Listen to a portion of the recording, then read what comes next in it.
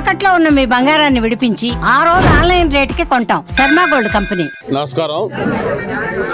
ఈరోజు జీవీఎంసీలోని 6వ వార్డులో దాదాపు 1,75,00,000 రూపాయలతోటి 8 రకాల పనులకి శంకుస్థాపన కార్యక్రమం చేయడం జరిగింది.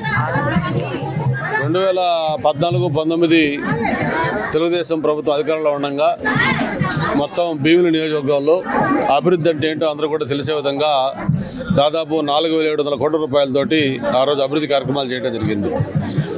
ఇటా వార్డుల్లో కానీ అలాగే గ్రామాల్లో కానీ ఎక్కడికి వెళ్ళినా కూడా మనం వేసిన రోడ్లు కానీ మనం కట్టిన కాలువలు కానీ లేకపోతే పార్కులు కానీ కమ్యూనిటీ హాల్స్ కానీ స్కూల్ బిల్డింగ్స్ కానీ మనకి కళ్ళెదురు కనిపిస్తూ అభివృద్ధి అంటే ఏంటి అందరూ కూడా తెలిసే విధంగా ఆ రోజు మనం చేసుకోవడం జరిగింది.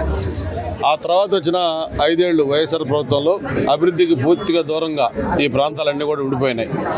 మళ్ళీ మొన్న ఎలక్షన్లో మనం చెప్పాం, మళ్ళీ అభివృద్ధి జరగాలంటే కూటమి ప్రభుత్వం రావాలని మనం కోరుకున్న విధంగానే ఆ రోజు ప్రజల ఆశీస్సులతోటి భీమిలి నుంచి మనం 93,000 ఓట్ల భారీ మెజారిటీ మనం గెలవటం, అంతేకాకుండా రాష్ట్రంలో కూడా కూటమి ప్రభుత్వం ఒక ఘన విజయం సాధించి మొత్తం 124 సీట్లతోటి చంద్రబాబు నాయుడు గారు ముఖ్యమంత్రిగా అలాగే పవన్ కళ్యాణ్ గారు ఉప ముఖ్యమంత్రిగా కూడా పదవులు చేపట్టడం జరిగింది.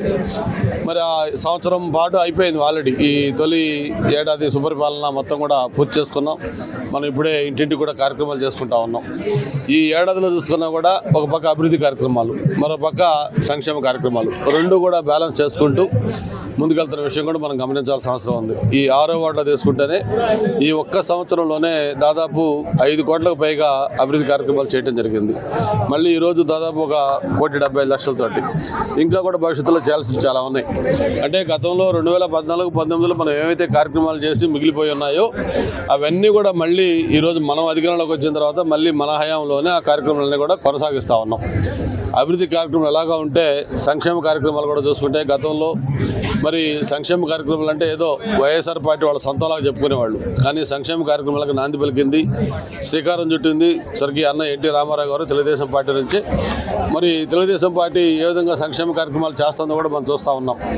ఏదైతే పెన్షన్లు ఉన్నాయి, పెన్షన్లు మనం 200 రూపాయల నుంచి 1,000 రూపాయలు చేసిన ఘనత చంద్రబాబు నాయుడు గారిది. 1,000 రూపాయల నుంచి మళ్ళీ 2,000 చేసిన ఘనత కూడా ఆయనదే.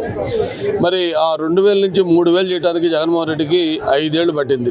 సంవత్సరానికి 250 లక్షలు పెంచుకుంటూ 5వ సంవత్సరం పూర్తయ్యే సమయంలో జనవరి నెలలో 200 పెంచి 3,000 చేశాను నేను పెన్షన్ అని చెప్పాడు. కానీ మన కూటమి ప్రభుత్వం వచ్చిన వెంటనే చంద్రబాబు నాయుడు గారి నాయకత్వంలో పవన్ కళ్యాణ్ గారి సారథ్యంలో ఏదైతే 3,000 నుంచి 4,000 చేయాలో మొదటి నెలలోనే 1వ తారీఖుకే 4,000 రూపాయలు ఒకేసారి 1,000 రూపాయలు పెంచి 4,000 పెన్షన్ ఇస్తున్న విషయం మనం చూస్తూ ఉన్నాం. 4,000 కాదు, వికలాంగులకి అయితే 6,000, అలాగే హాస్పిటలైజ్ అయ్యి సిక్ అయిన వాళ్ళకి 10,000, ఇంకా సీరియస్గా ఇంజూరీ అయ్యి మంచి కదలిన వాళ్ళకి 15,000 రూపాయలు. అంటే ఒక బహుశా నాకు తెలిసి దేశంలో ఏ రాష్ట్రంలో లేని విధంగా పెన్షన్లు మనం ఇస్తూ ఉన్నాం.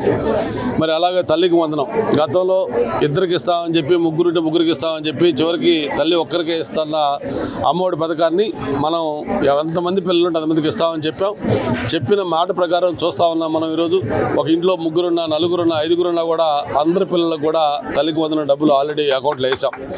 దాదాపు 67 లక్షల మంది పిల్లలకి ఈ తల్లికి వందనం కింద ఈ అమౌంట్ ఇస్తూ ఉన్నాం. అంతేకాదు అమ్మఒడి వాళ్ళు ఏదైతే మోసం చేశారో 42 లక్షల మందికి ఇచ్చి దాన్ని మనం తల్లికి వందనం పేరుతో ఈరోజు దాదాపు 10,000 కోట్ల రూపాయలు మొన్నే అకౌంట్లో వేసాం.